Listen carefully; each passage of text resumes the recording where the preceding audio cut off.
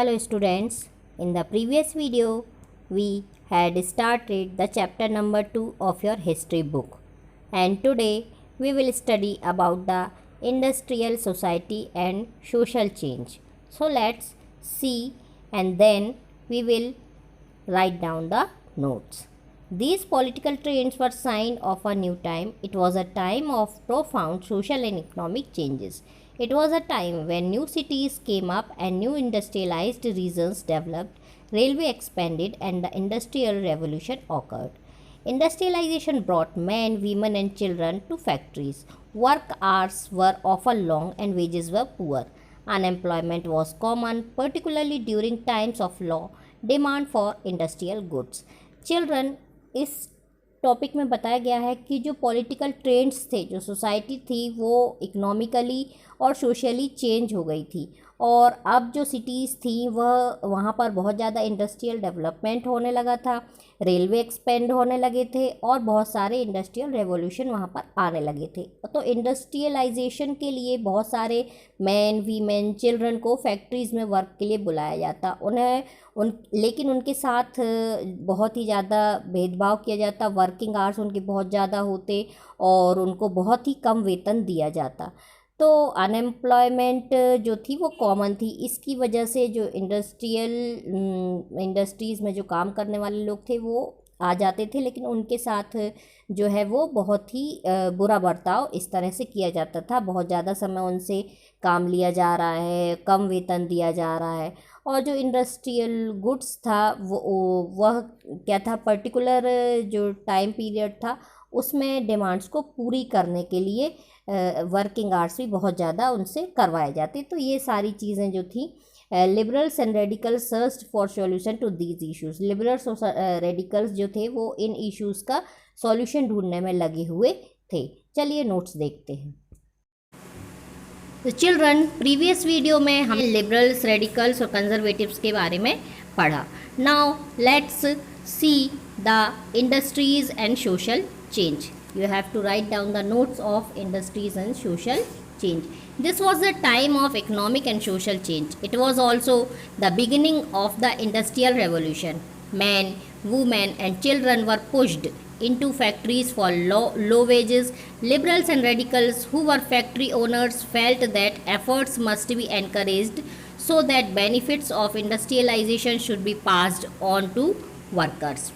अब इंडस्ट्रीज़ और social change किस तरह से, वीमेन थी और भी बच्चे थे, मैन थे, इन सभी को ज़बरदस्ती पुश किया जा रहा था कि वो फैक्ट्रीज़ में कम मजदूरी पर काम करें और इस तरह से सोसाइटी में इकोनॉमिक और सोशल चेंज आ रहे थे। Liberal now socialism in Europe.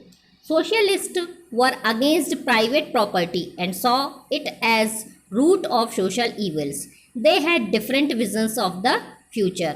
Some believed in cooperatives. Some demanded that government must encourage cooperatives. Karl Marx added that industrial society was capitalist. Marx believed that a socialist society would free the workers from capitalism. This would be communist society.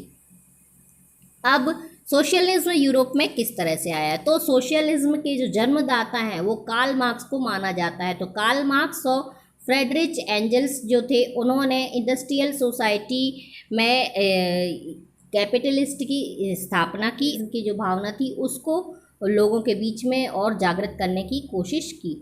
Socialist जो थे वो private property के विरोधी थे और वो समाज में जो बुराइयां फैली हुई थी उनके विरोधी थे। वो चाहते थे कि समाज में जो बुराई की जड़ है उसे समाप्त कर दिया जाए, और उनके भविष्य को लेकर डिफरेंट विजन्स भी थे। वो चाहते थे कि समाज में इक्वालिटी आ जाए। Now support for socialism. Socialists formed an organization called Second International to spread socialist ideas. Workers in Germany and England began forming associations to fight for better living conditions. They set up funds for members in distress, reduction of working hours and right to vote. अब socialism ऐसे ही नहीं, उसे कुछ support की भी ज़रूरत थी। तो सोशलिज्म की जो सिस्टम थे, जो रूल्स थे कि सभी लोग समाज में समान हों, सभी लोगों को समान अधिकार प्राप्त हों, तो इस तरह से सोशलिज्म के लिए जो सोशलिस्ट के फेवर में लोग थे, उन्होंने एक ऑर्गेनाइजेशन बनाया और सेकेंड इंटरनेशनल उसका नाम रखा, ताकि जो सोशलिस्ट आइडियाज़ हैं उनको फैलाया जा सके। जो जर्मनी के वर्कर्स थे और इंग्लैंड के वर्कर्स थे, उन्होंने अपने अधिकारों के लिए लड़ाइयाँ लड़ना शुरू किया। उन्होंने मांगे रखना शुरू की कि हमें अच्छे से वेजेस दिया जाए, मजदूरी अच्छी दी जाए, हमारे वर्किंग आवर्स को कम किया जाए और हमें वोट डालने का अधिकार भी प्राप्त हो। इस तरह से उन्होंने सरकार के सामने डिमांड्स रखनी शुरू की। Now, the Russian Revolution. In 1914, Tsar Nicholas II ruled the Russian Empire. अब रशियन रेवोल्यूशन में ज़ार निकोलस सेकेंड तो था, वो रशियन एम्पायर पर राज कर रहा था 1914 में। अब जब उसका राज चल रहा था तो वहाँ की इकोनॉमी और सोसाइटी कैसी थी उसे देखते हैं। Most of the Russian population, about 85%, were agriculturist. Industries were being set up, which was mostly private property of industrialists. Workers were divided into groups, but they did unite to strike work when they were dissatisfied. Peasants had no respect for nobility, very unlike the French peasant. Russian peasants were the only peasants community which pooled their land and their commune divided it. अब economy वहाँ की कैसी, Russian population जो लगभग 85% वो agriculture पर dependent थी। वहाँ पर जो इंडस्ट्रीज़ थी, बाकी के बची हुए जो पॉपुलेशन हो गई वो इंडस्ट्रियलिस्ट थे और प्राइवेट प्रॉपर्टी जो होती थी उनकी इंडस्ट्रीज़ के रूप में होती थी। वर्कर्स जो थे वो दो ग्रुप में डिवाइड थे। पीजेंट्स जो थे वो अब नोबिलिटी की रिस्पेक्ट नहीं करते थे। जो फ्रेंच पीजेंट्स थे वो इस तरह की चीज़ों को मानने से उन्होंने इनकार कर दिया था कि हम अब ज़्यादा हमारे ऊपर अत्याचार जो होगा हम उसे सहन नहीं करेंगे। रशियन पीजेंट्स जो थे सिर्फ वही थे जो कि अपनी कम्युनिटी को, पीजेंट्स कम्युनिटी के लिए चाहते थे कि लैंड हो और वो ज़मीनें प्रदान की जाए जिस पर कि वो अपना काम कर सकें। Now socialism in Russia, we will read about it in the next video.